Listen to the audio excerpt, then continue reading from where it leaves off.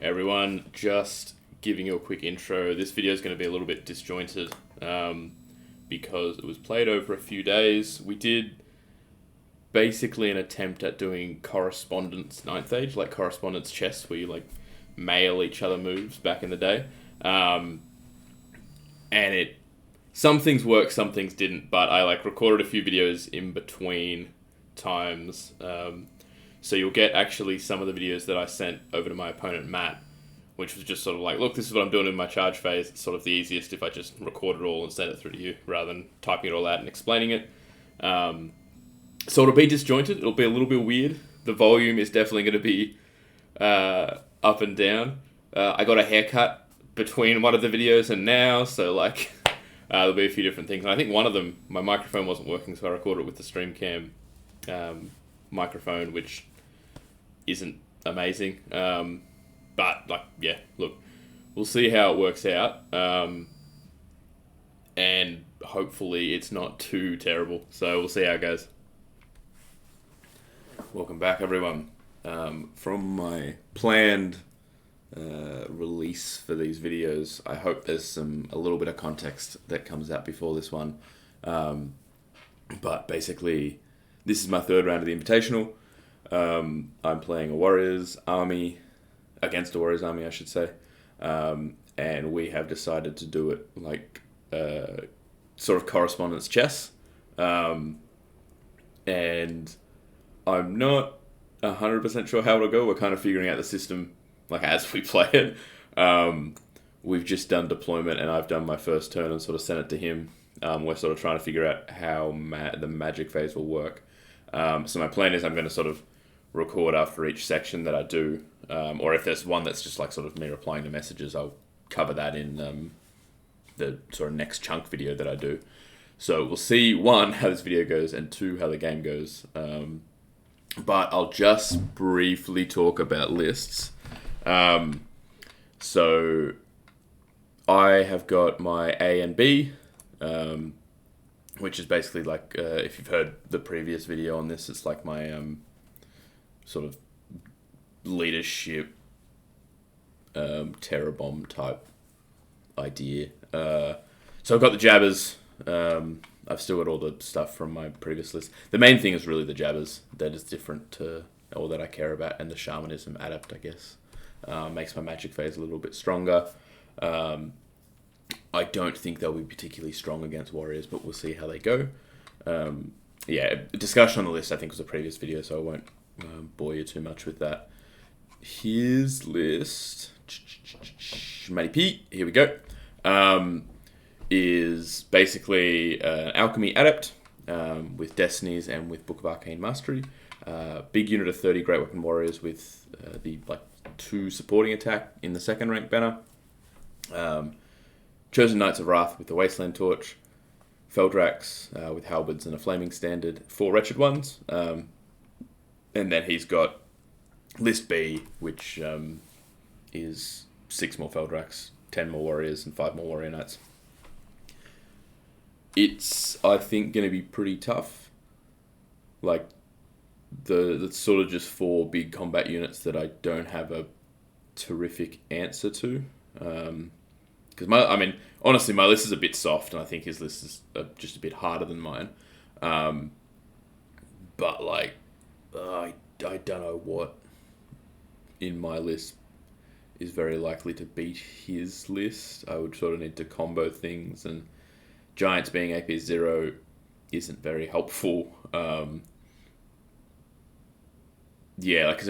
the Wildhorns are sort of my main combat unit, but they're not really that good when they're fighting 2+ armor knights, or toughness 5 Feldrax. So it'll probably depend, I guess, because he's also got the speed advantage where he'll maybe be able to decide combats, and I'll have to use my chaff wisely. But I think first turn I kind of threw one away because I couldn't be bothered doing anything else with it. So we'll see how it goes, but I don't have particularly high hopes. I think that he might just sort of crush me under the strength of those units.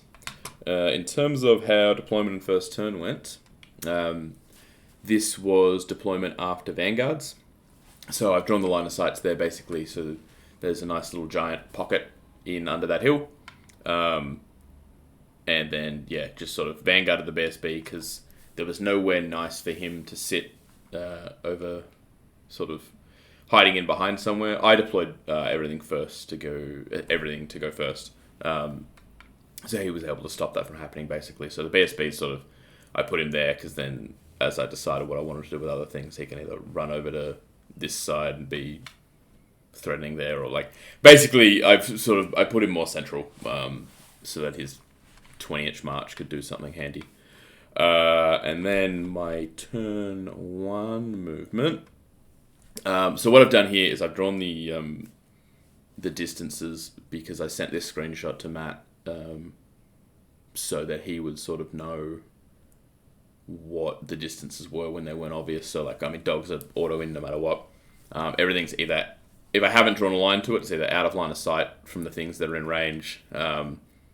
He's chaffed in the case of the Chosen Knights, or I'm out of the maximum charge range.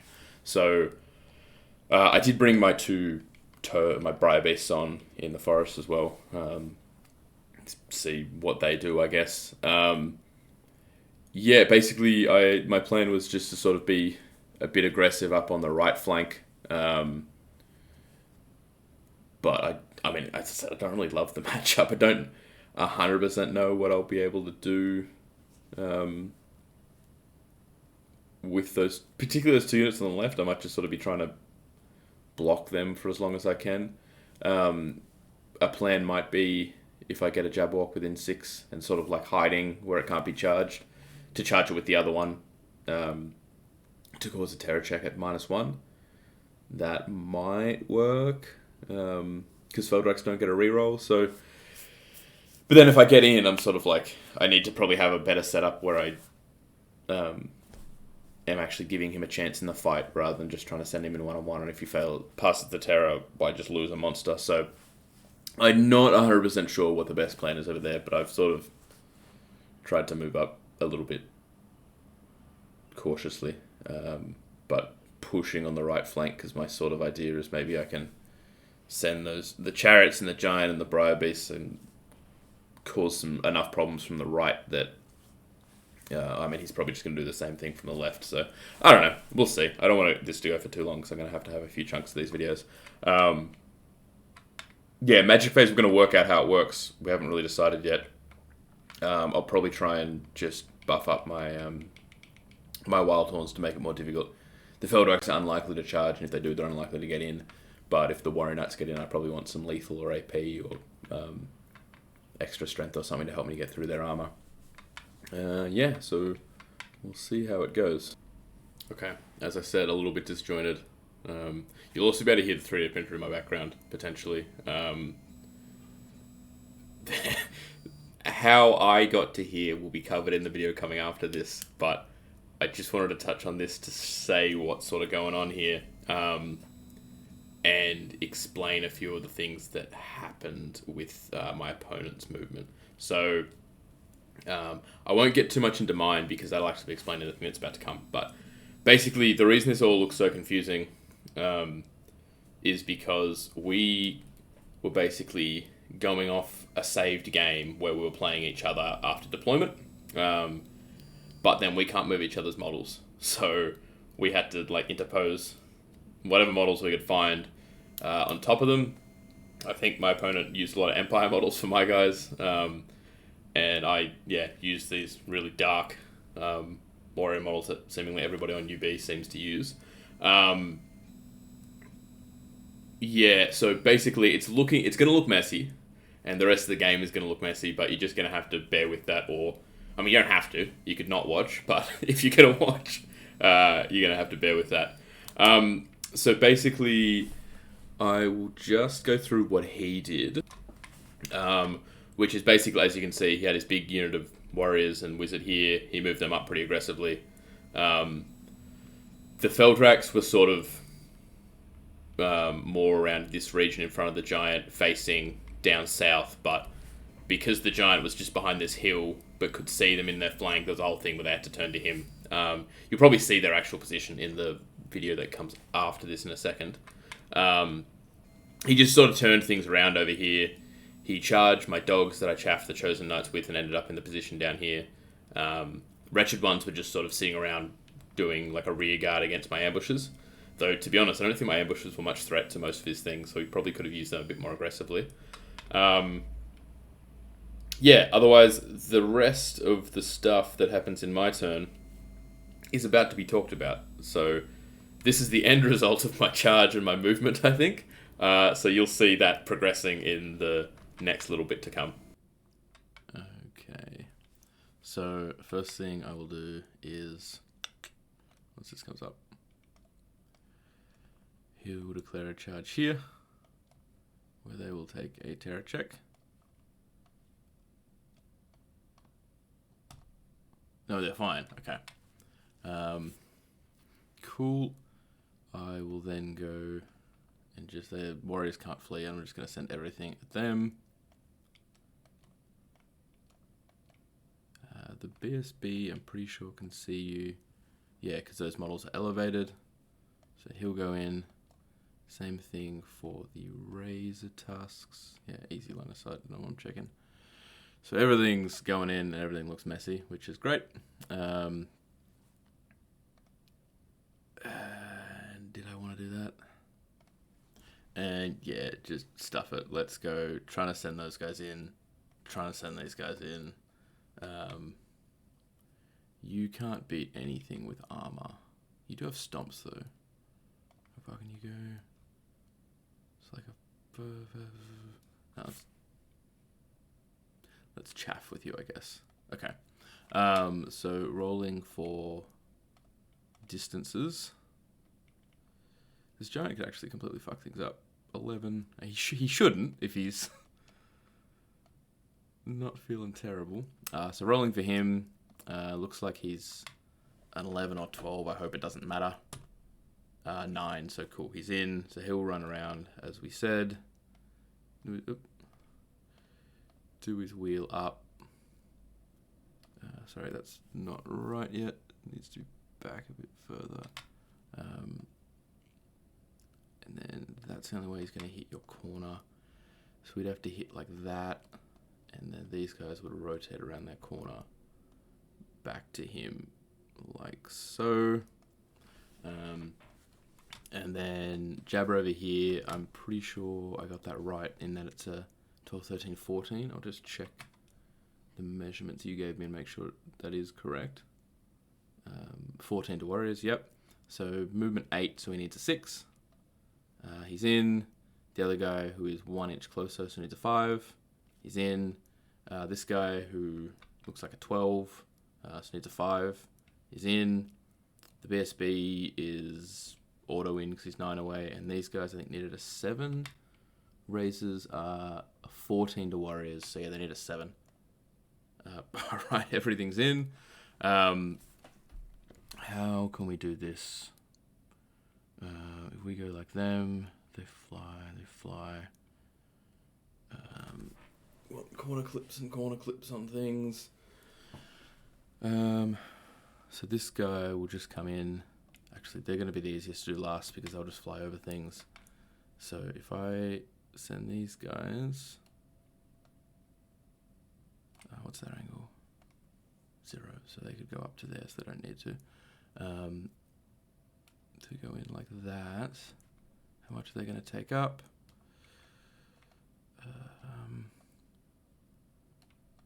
Probably too much. I don't think I could do that. So yeah, it would have to go like that, which means I'd have to send the other boy first to go there. You'd go there. Yeah, so I'd just send this guy first so that he goes, we've lost him. Send him in first so that he's hitting these guys. Like so. And then fly this guy so that he's hitting here.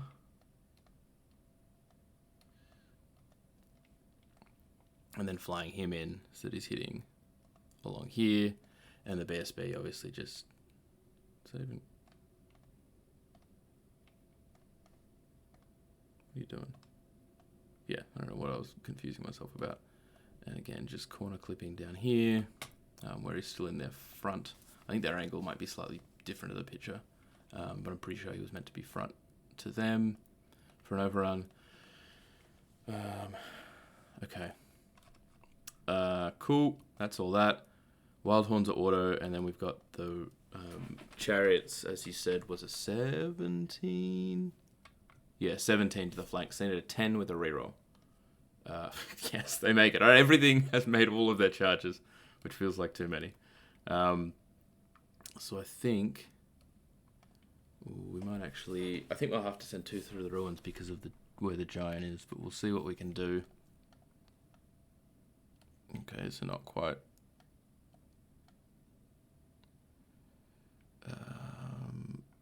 Probably... I don't know where I have to hit. He's not going through there.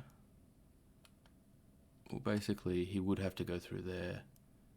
Because best case is I'm hitting like that. And, can't move your guys. And I don't, so I would have had to send 2 through the ruins to get there. Which is 6 DTs failing on 1s and 2s. Only 1. Alright, everything's just going great for me. And I can feel like a dickhead. So, how many of these guys are going to be in? I'm going to have to maximize basically like that. Yep, I need to do this. So you, both of you and you, and you. So the only ones who aren't 1, 2, 3, 4, 5, 6, 7, 8, and the character. So 8 out of a unit that is size something 30. So I've got 22 Wildhorns, including the champion, and a character, the Shamanism guy. So 22 DTs from 21 from the unit, then the character after. That roll? Doesn't look like it. Ooh. 6 of them. You boys are worse than Chariots. 6. Champion. 1. He's okay. Character. He's okay. 6 from 36. No, we're still fine for panics. Okay. That was that. And now I can do regular movement. So I'll stop this and I'll send it to you. So still using the same picture as I was last time. I'm now, because the next little video that I've got is, I think, my next charge or combat phase or something. But basically what happens, I keep going to point at the screen with a pen as though you're going to see that. I have to use the mouse. So basically in these combats, my hope was that I'd blow through these warriors. I did the maths because when you're playing like Correspondence, you actually have the time to just sort of figure everything out. I charged them before I did the maths, but I had a pretty reasonable guess, basically. The maths is I do like 27 wounds because I got Whispers of the Veil off there, and I also got Blooded Horn Totem. Yeah, Blooded Horn Totem off on the warriors. Oh, sorry, on the Wildhorns. Basically what happened in the combats is the Wildhorns against the Chosen Knights. The Chosen Knights did something like 6 wounds to me.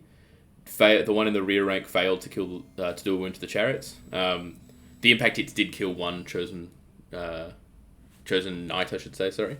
And then I did enough wounds after the impact hits across the Soothsayers and the Wildhorns to kill the Chosen Knights before anything on the Chariot struck.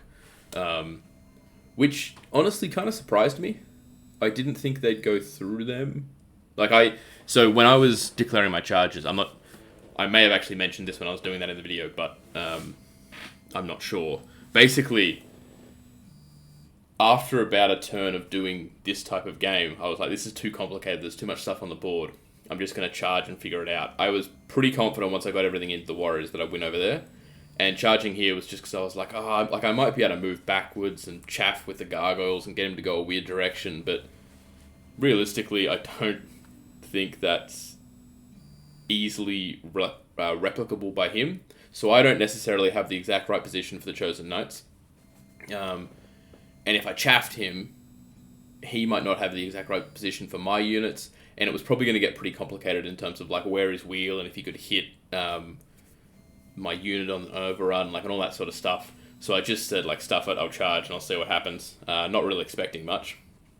But then with the buff, yeah, those Wildhorns did way, way better than I thought they would. The Briar Beast was fighting Warrior Knights up here. I don't think he did a wound, and he did a wound to me, but I'm a breakable, so it was fine.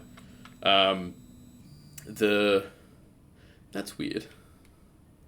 Because based on where they are there, I would have assumed... Anyway, that later on, when they stick around, this guy went into their flank, and I don't know how. Maybe they moved down or something. Whatever. I can't quite... I don't know why that would have happened. Chaff the Warriors, by the way, in the middle here. That was the entire point. I don't think the Giant's going to beat these guys. Was just making sure they couldn't sort of cascade down here when the Feldraks come down. If I win here. Which I did, so... over against the Warriors, where I was hoping to blow through and get into the Feldraks. I can't... So my BSB here can only attack his Wizard, and did like 1 wound. I think I left him at the end of all of my attacks and my Thunder Stomps and everything, because he's got great weapons. I think I left him with 1 model out of his front rank. So as in, like, I killed the last guy, I killed the 3rd rank, killed the 2nd rank, and I killed 1 model from the front rank. So we still had, I think he's 10 wide here, so I think he still had 9 models in the front rank. He did 15 wounds or something to the Razortusks and just blew them apart. Which meant that he stayed steadfast. But it was at -2 leadership because of Whispers of the Veil and the Jabberwock aura. Realistically, I probably would have been well served to put a few attacks against his champion, knowing that with the math the way it was, there was actually a fairly decent chance that he would be steadfast. Because I think, as I said, like 27 wounds, so easily could be less than that, particularly because they're taking stomps, so not all of those are necessarily before he gets to attack. So knowing that those guys are quite likely to not have their rank, maybe I should have tried to attack the champion to drop him down to base leadership 8, which would have meant leadership 6 for the test. But I didn't, and he stuck on leadership 7, rerollable. I don't think he needed the reroll, to be honest. And then my poor old Giant fighting these Feldraks, 1 Giant against 1 Feldrak. Actually, he did 1 wound, and the Feldrak did 2 to the Giant, so I lost by 1, but I did stick around. And he just like turned around to maximize on him. I think then... Yeah, so then the next video is actually my next turn, so I'll go through what happened in his turn, even though I don't have like proper pictures for it. So basically, with these Chosen Knights dead, he sent the Feldraks in, going like, alright, these guys are a bit diminished. You know, they've used their Strength 4 banner. They've only got Blooded Horn Totem up now. Like, we're going to be fine. Oh, no, sorry. Not quite that. My Chariots overran to like here or something, because I was hoping to block him, basically. But because of angles and shit, basically, he killed the Chariots, I passed my panic, and he got in, so we got to fight that after I was able to, like, rebuff, basically. But yeah, he killed them, got into them, and I was thinking this is probably going to go pretty shit, to be honest. And then his turn, so there were 1, 2, 3, 4, 5, 6, 7, 8. There were 8 warriors left, and a wizard. And I had I had 8 Jabberwock attacks. They'd used their breath weapons. I had 8 Razortusk attacks, and I had my BSB's attacks. Then I had stomps. There was a chance that if I did... Well, it was a pretty likely chance that if I did well early on, one of the Jabberwocks, I think, was going to drop out. It was going to be BSB or Jabberwock, and it'd be the Jabberwock, because then I'd lose a Thunder Stomp.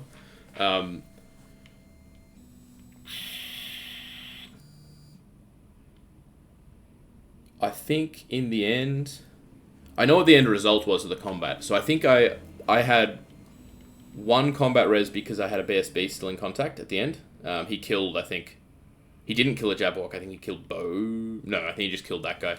Whatever it was, though, from the amount of wounds that he did, and the fact that he had a banner, he was on 9 combat res, and I only did 3 wounds and a banner, so I was on 4. I was on 5. So, wait. No, 4 wounds and a banner, because I was on 5, because I lost by 4. So, basically, one of my Jabbers fled. My Razortusk fled, and then it was just going to be Jabber and BSB fighting against, like, 3 or 4 warriors and a wizard to come. Which was not what I expected. And another thing that I did the maths on, and I was like, I think I should average like 14 wounds. In fairness, some of that would mean that the Jabberwock would drop out, so it probably wouldn't have actually been 14 in the end. But, yeah, basically really, like, weird swings in this game where I've made all of my charges. I've blown through Chosen Knights, which I don't know that I should. I actually didn't run the maths on that one at all. I don't know if that's a surprise. Definitely surprised me. And then the fact that against all those guys the Warriors held, it was a weird sort of quirk of playing Correspondence Ninth, I felt. And I don't know how my opponent Matt felt, but I imagine he might have felt a bit similar. Where you're sort of sitting there going, okay, I have had a really lucky turn, and no one is around to see it, so I just look like a dickhead. Which is what I feel like he must have felt there, because he sent me a message sort of as he was going through the combat, and he was going like, so this happened, and he was obviously doing it like live. And at one point it was like, mate, I swear I'm not cooking these dice. And it was just the sort of thing where it's like, we both trust each other, so like there's no suggestion that any of it was dodgy or anything, but it just feels a bit wrong to sit there and go, oh, I've had such a good turn against, like, what you would expect, and no one's been here to witness it. And also the part of that you don't get to sort of, like, share in the highs and lows with your opponent. You just sort of sit there and feel a bit guilty about when you've done well. Yeah, a bit of a weird thing. Bit of a weird quirk of the format, to be honest. Also, my giant died against his Feldrax, but that was basically to be expected. Okay, mate, just another one where I am recording this so that you can sort of see what's happening, because it might be a little bit more interesting. Right, Magic. It was 6-4, and I was going... let me see. I was going... Distracting. So this is just... I've pretty lazily done up the movements, because I figure your one is the most accurate at this point, and it's simple enough that you can just do most of the things. But yeah, this is mainly just for an approximation. It looks like the BSB is pretty clearly within 18, so it shouldn't be a problem. First, we were trying distracting on them, and you said to throw 2 dice at it. Stopped easily. I try and get Savage Fury off on myself. I do. You let it through. And then it's just 2 dice v 2 dice for... Which one? +1 strength? Yeah. So I go +1 strength. I get an 11. You get an 8. So I do get it off. Cool. He's still running, so he's actually probably further away. Not that far. He only went a 6. Whatever. Okay. There's no shooting. Let's just have the Wildhorns up here die. So I'll take a fear check and fail it, a primal check and pass it. So I will have... I should have still 5 in contact. 10 attacks. 4s because of... Oh, you might be really shit defensive skill. Let me check. Might still be 3s because I'm offensive 5 with my paired. Not that I expect to do much damage, but it all counts, right?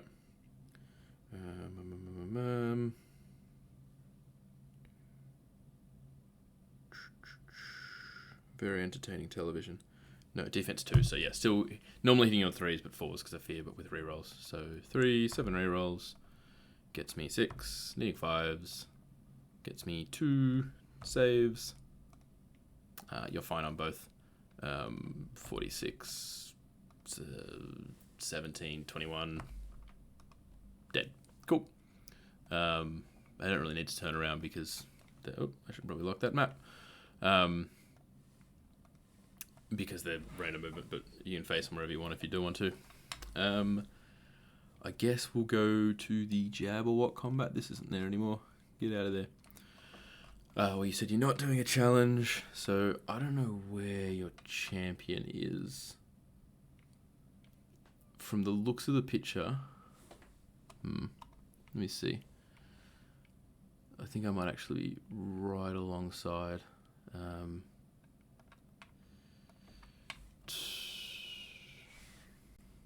Because it could matter, because I might only be able to attack him. It does look like, to me, my BSB is only touching your champion and your character. So I won't be able to attack normally. Okay, so BSB will go Primal Fury test first. He's all good.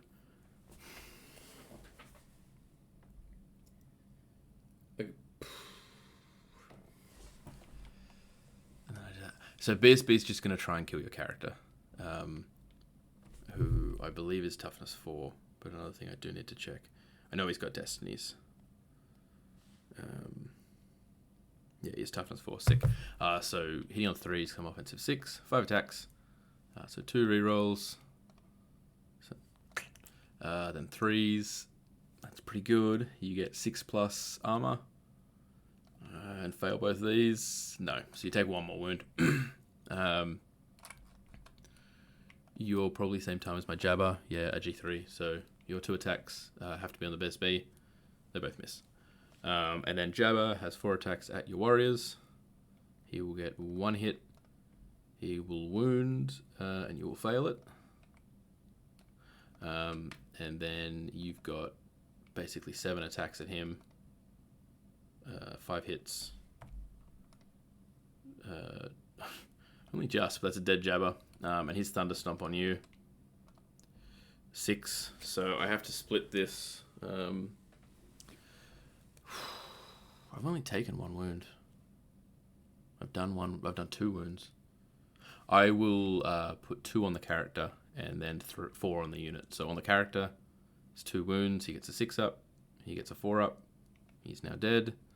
So that's 2 wounds on him. I'll just leave them there. Just remember that on him. Then 4 on the unit is 4 wounds. So if you get a 6, your champion will still be alive. You get 2, so your champion's just fully alive. And that's basically how that ends up looking. So you did 1 to me.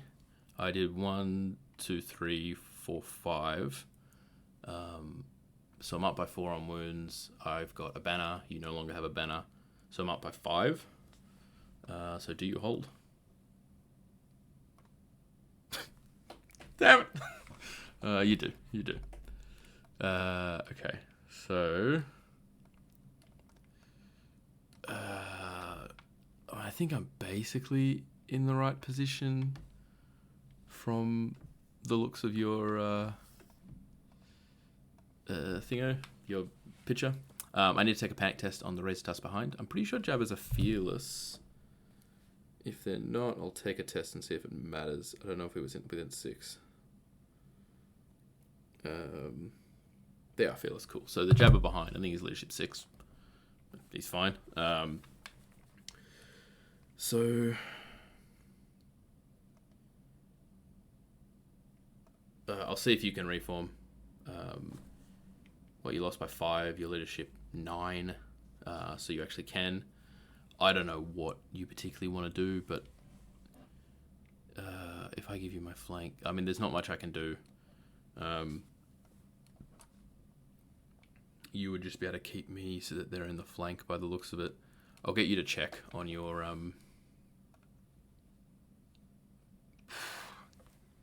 Makes it pretty difficult. Is there a clever thing that I can do? Because it looks to me on mine, like corner to corner, probably still in the flank. So if I made you move first, you'd move to like here. I'd move to like here. And maybe those guys can't get there. Maybe if I do like this. So those are my ideas. I don't know if it'll work on the actual, the angle that you're at and everything. But if I make you, I'll try and make you move first, I guess. And if I can do something like that, I can. Otherwise, I'll just make it so that those guys are charging my front, so I don't get the massive flank penalties. Ideally, I guess somewhere like this where you'd only be able to get one in contact because of the overhang of your guy. So I'll make you reform first, and then if I can do something cool, do it for me. Otherwise, we'll just leave it and see what happens. I think this one's going to go real bad. So let's go over here, I guess. Okay, so I have a primal test on the Longhorns, which they pass. You're at G4, I'm at G4 on the charge. 3 up with this guy on the top. So I'll just do your attacks. I think I've taken another wound here. I guess you probably want to try and kill the Jabber, but the Briar, I don't know what would be the best here. Pumping attacks into the Longhorns probably gives you the... because they're easier to kill. You're hitting them on the same, you're wounding them better. And if you like take away a rank bonus, maybe you can kill enough to take away a rank in the rear. I think that's probably the smarter thing. So if you pop all your attacks with all 11 into the Longhorns, that is 7 hits, and then 4s, so 3 wounds. I get a 6 up save, so I take 2 wounds. Then they would go, then the horses would go after. So the Longhorns still got all their attacks. 6 hits, 4 rerolls. Nice, boys. 9 hits. 7 wounds, AP 2. You've got a 1 up, so 3 up. So take 3 wounds, and you'd have to take 1, 2, and then I think you'd... I don't know, I'm not 100% sure. Let's say you take that one, because it's probably better for my potential overruns down that way. And then my Jabber just... No, I won't delete them yet. My Briar will just move up. Now you're probably wanting to... You're already down 1 wound with all these charges. You probably just want to get the points for that Jabber with the attack. So I guess 1 attack backwards, 1 attack at the Briar Beast. So at the Briar Beast doesn't hit. All right, at the back. Does hit, does wound, does wound. And then Briar Beasts get... Essentially, I'll do them at the same time. They both... The 2d6 plus 2. 9, hitting on 4s. 3 hits, wounding on 4s. 1 wound, 2 up save. You're fine. So what's that? We've done equal wounds. I've got a charge, a rear with a rank, and a flank. So I'm up by 5. With your champion, you are leadership 4. Nope. Yep. Okay. Didn't love that. Because now my poor Longhorns are in trouble. Stuff it, let's just try and deny you some attacks. Try and kill those guys. I don't know. Alright, that seems like a thing there. And then my boys down the bottom. Jeez, good luck. Okay, Feldrax attack first. Because I got Savage Fury up, I don't need a fear check, but I do need a primal check. And I pass it because I've got the fearless thing up. Okay, you are faster than everybody. You've got 3 attacks each and a champ, so you've got 16 attacks. I think you're offensive 4, but I'll just check and make sure.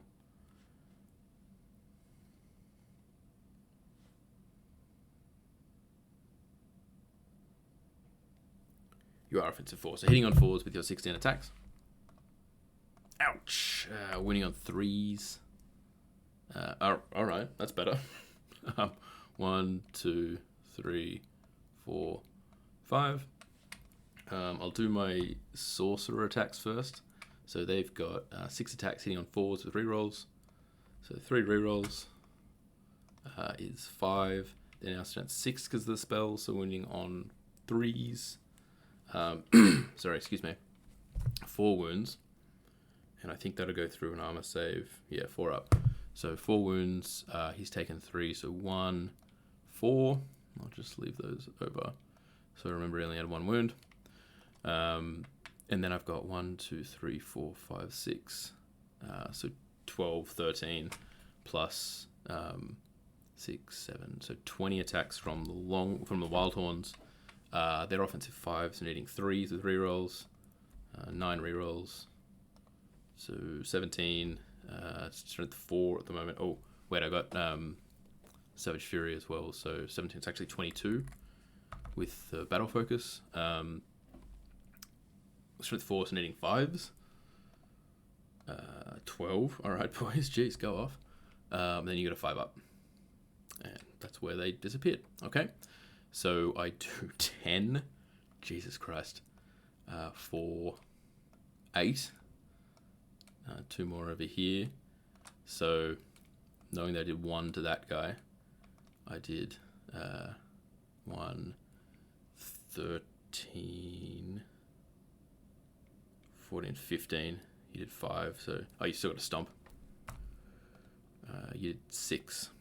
So shit. Okay. Auto braking.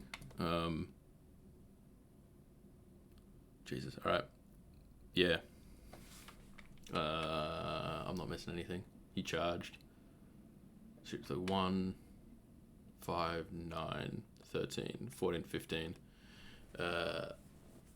Plus a banner. So I'm on 16. You've got 6 and a charge for 7. Yeah, so down by 9. That really surprised me. I thought I was losing all my boys there. So your auto braking, I'll pursue. Looks like it looks about the same on your thing, but you can measure it on yours and I'll tell you what I get so that you can do the actual movements on a more accurate board. It looks to me like I need a 10 to hit. Your guys go 9, my guys go 5. Your boy needs DTs, which he's fine on. Going 9, he's like, I should lock on the axis. He's roughly back here.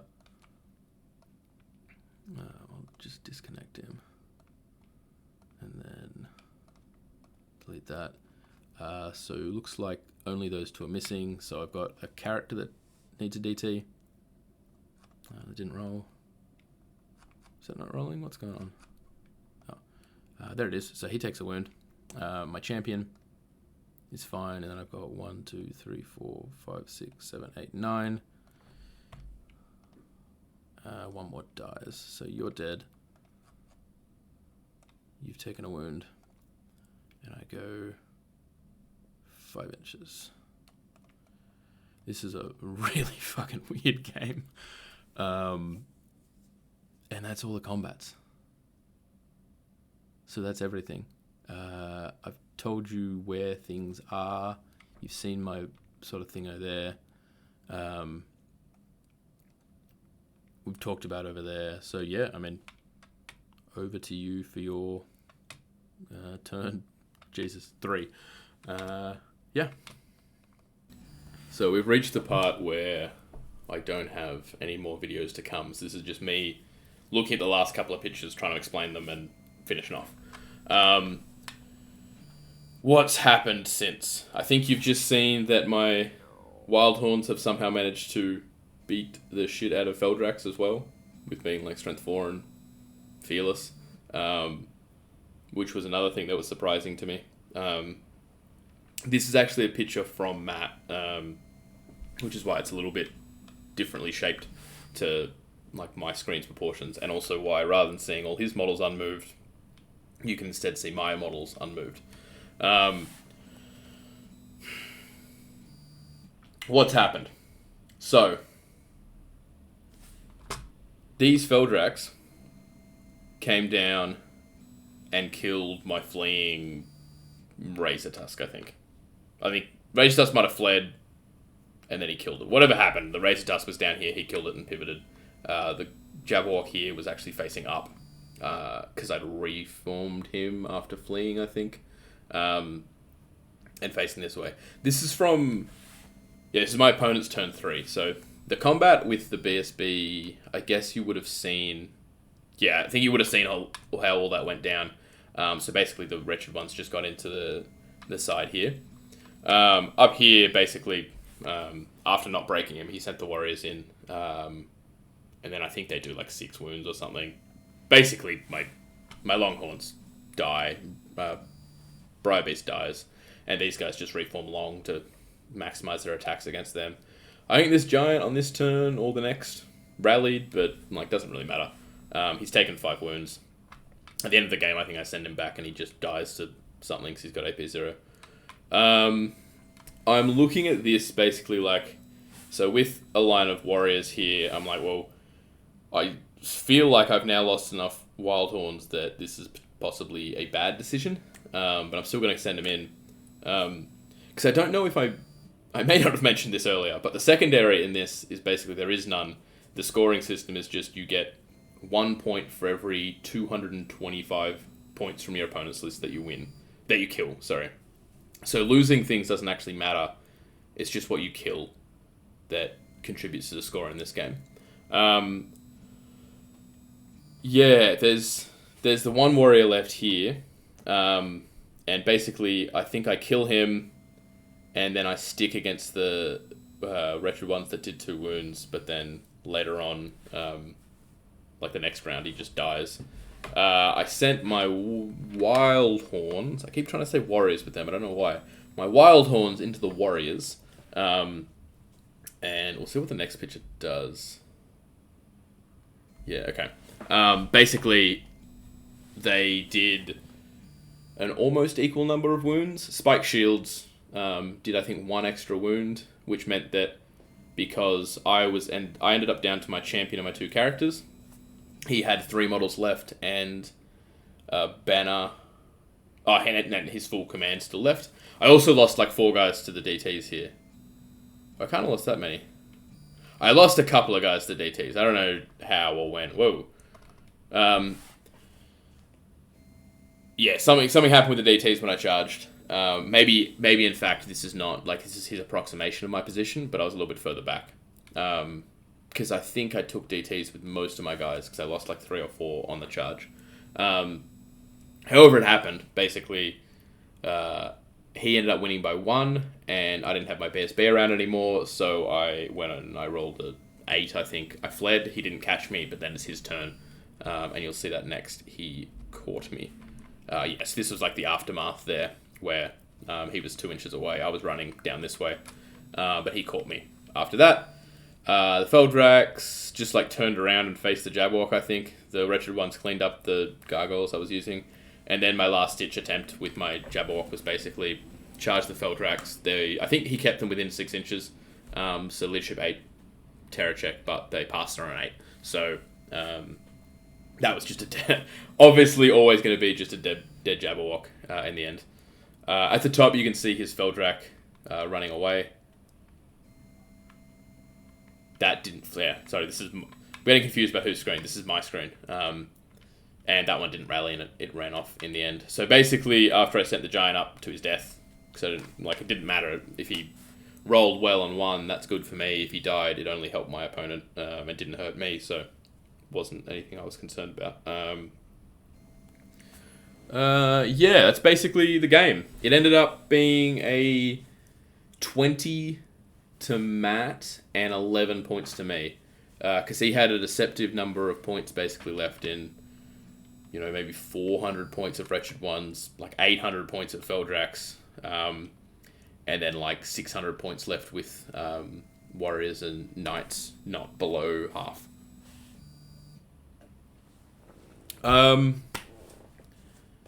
In terms of the game, the game was really weird. I don't really have any sort of learnings or commentary on it other than maybe when you have the right magic for them and you're prepared to sink magic into them, paired weapon Wildhorns are actually quite good. Because I would not have expected them to have any chance fighting against Feldrax or Chosen Knights, particularly when those 2 units both cost more than them. The Soothsayers, I think, are quite helpful. The fact that they've got 3 Strength 5 attacks, which also get, if you got +1 Strength or Frenzy Battle Focus, rerolls to win, all of that stuff, it still helps them. It's just the +1 Strength banner that doesn't.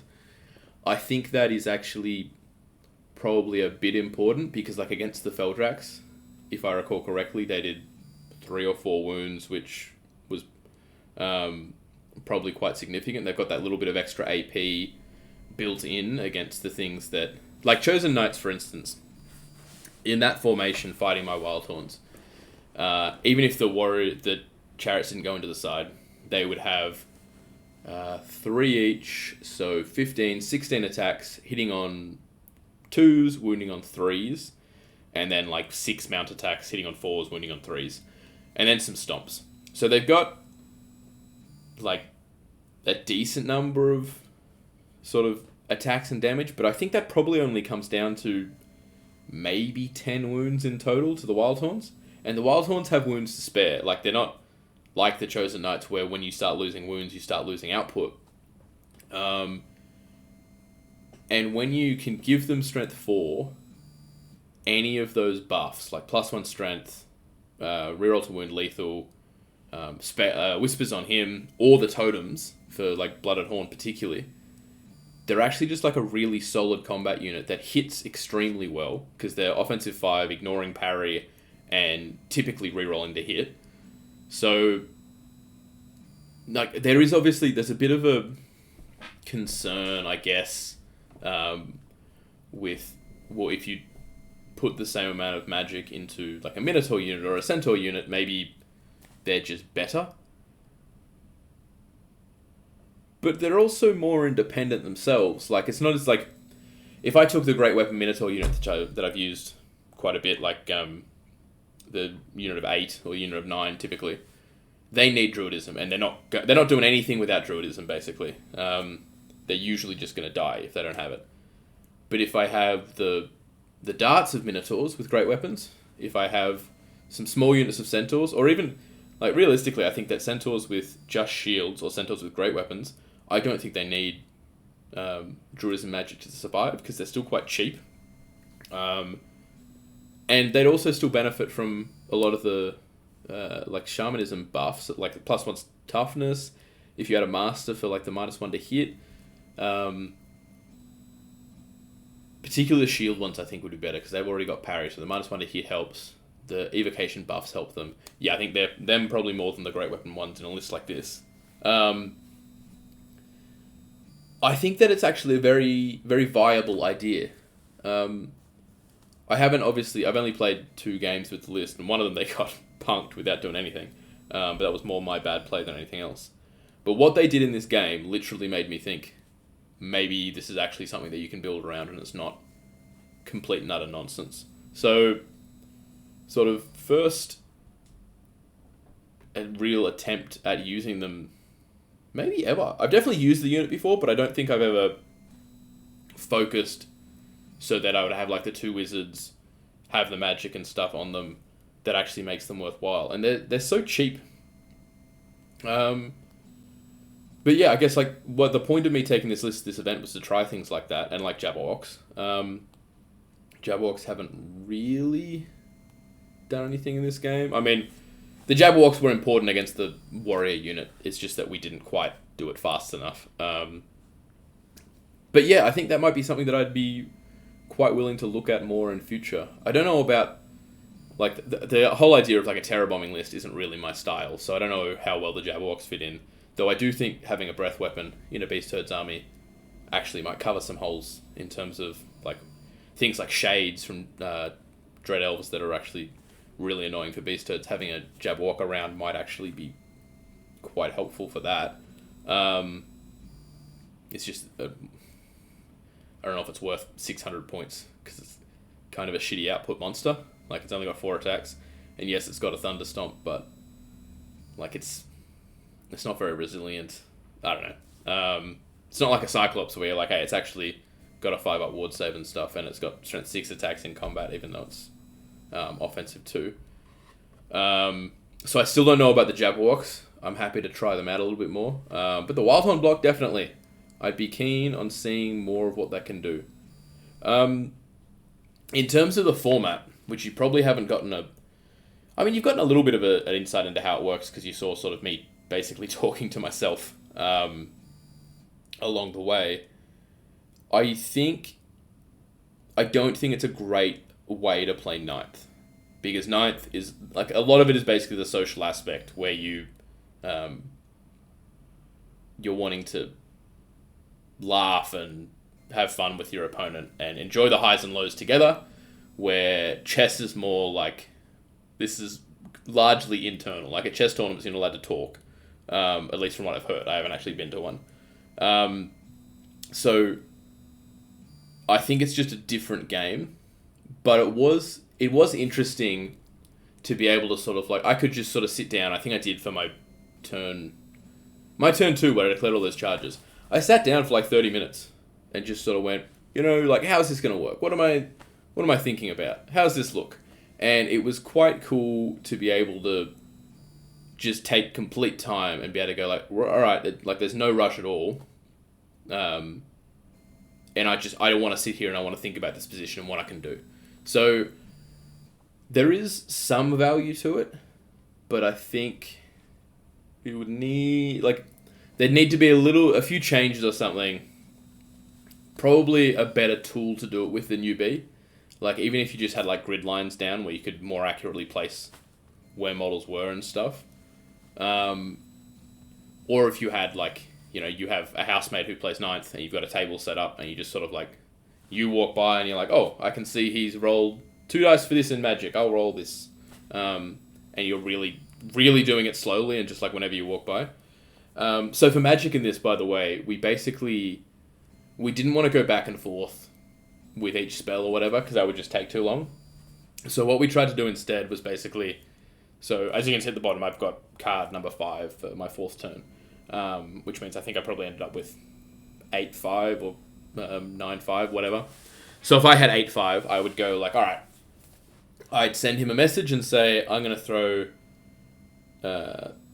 2 dice at Blooded Horn Totem, 3 dice at +1 strength on the Wildhorns, 3 dice at Whispers of the Veil on, say, the Warriors.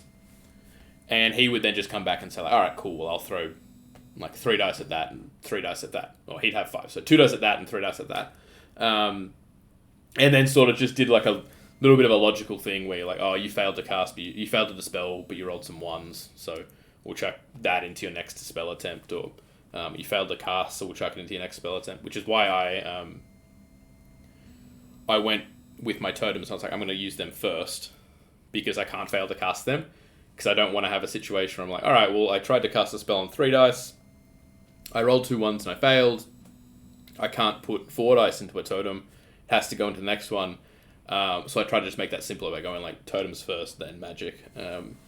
So you lost a little bit of tactics there in terms of how you can play the magic phase and react to changes in it and stuff, but it was better for this system, I think.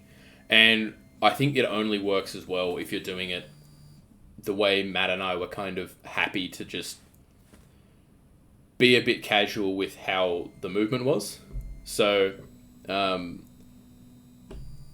he had a couple, I think my Warhounds and my Chariots, I think I had to turn to him. And that's never going to be like overall right. Like in terms of like, so we're going to have slightly different positions and stuff. So he's never going to, even if in both of them I would have to turn to him, we're never going to get the exact same position for his overrun and stuff.